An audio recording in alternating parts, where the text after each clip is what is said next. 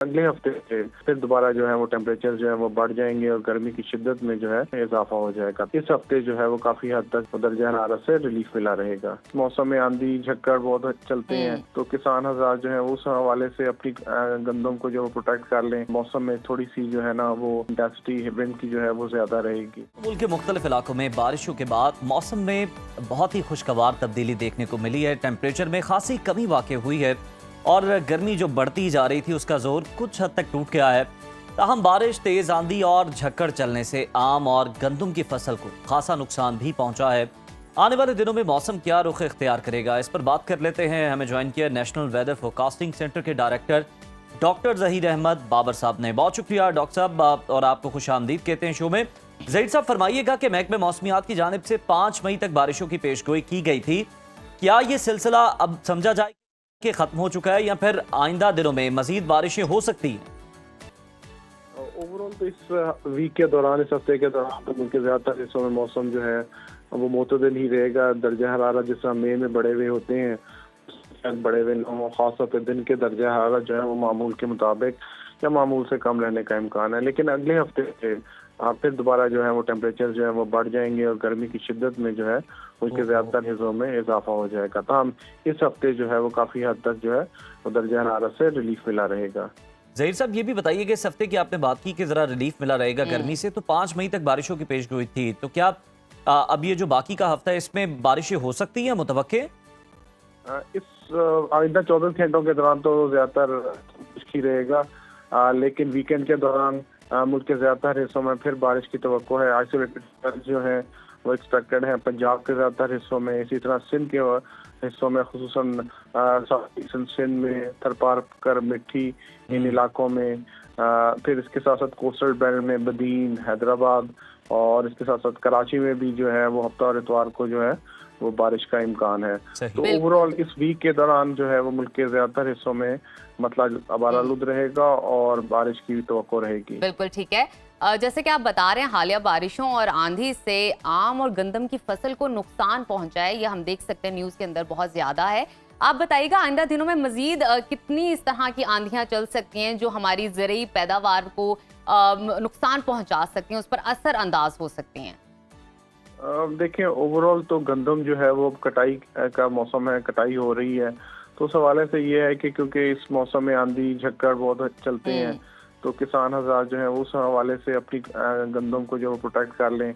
कोई अगर कवर वगैरह कर सकते हैं उसको कवर कर लें, क्योंकि इस मौसम में थोड़ी सी जो है ना वो इंटेंसिटी विंड की जो है वो ज़्यादा रहेगी।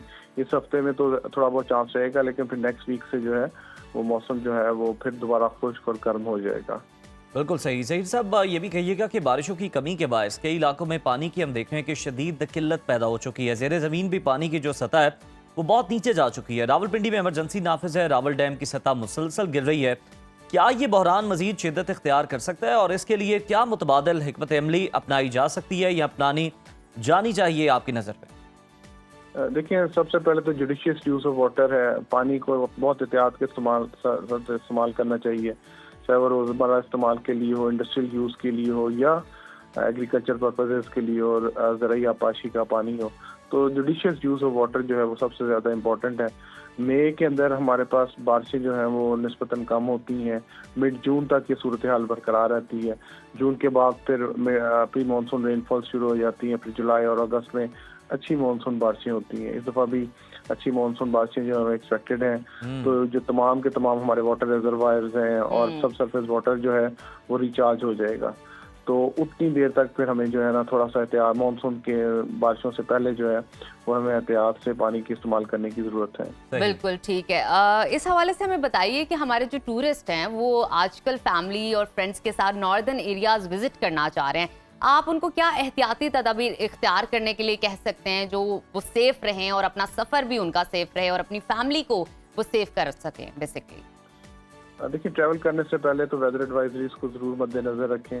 जो भी ट्रैवल प्लान करने लगे हैं तो उसमें जरूर देखें कि वेदर फोरकास्ट क्या है।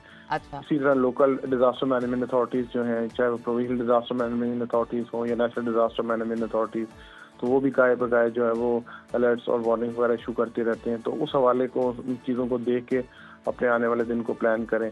और जब सफ़र शुरू करने लगे तो कोशिश ये करें कि सेफ रूट्स इस्तेमाल करें और उन रूट्स पे ना जाने की कोशिश करें जहाँ पे बारिश वगैरह के बाद लैंडस्लाइड्स का अंदेशा हो या स्लिपरी रोड्स हो। ख़ासतौर पे जब बारिश हो रही हो उस वक्त थोड़ा सा अपने ट्रैवल को इस तरह प्लान करें कि वो बारिश का पीरियड जो है वो गुजर जाने के बाद आप सेफ टाइम के अंदर ट्रैवल करें। बिल्कुल जी, ट्रैवल एडवाइजरी को भी देखना चाहिए टूरिस्ट को। सर ये बताइएगा ज़रा हमें अगर हम देखें स्पेसिफिकली तो जो स्कर्दू है, मालम जब्बा है, नारान का गान जो है वहाँ पे बड़े सयाह रुख करते हैं, बाबूसर टॉप हो गया, इन इलाकों में क्या बारिशों का या फिर इस तरह का कोई मौसम जो है वो शदीद हो सकता है? इस ज़िम्मन में क्या तैयारी रखनी चाहिए टूरिस्ट हज़रात को?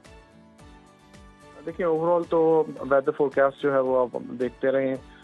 इस मौसम के अंदर इन तमाम पहाड़ी इलाकों में दर्जा हरारत तो मुतदिल हो जाते हैं और काफ़ी खुशगवार मौसम होता है, लेकिन बारिश के बायस जो है ना कई दफ़ा जो पहाड़ी नदी नाले हैं उनके अंदर हिल टॉरेंट्स में पानी जो है वो एकदम आ जाता है और वो सैलाबी सूरत हाल बन जाती है।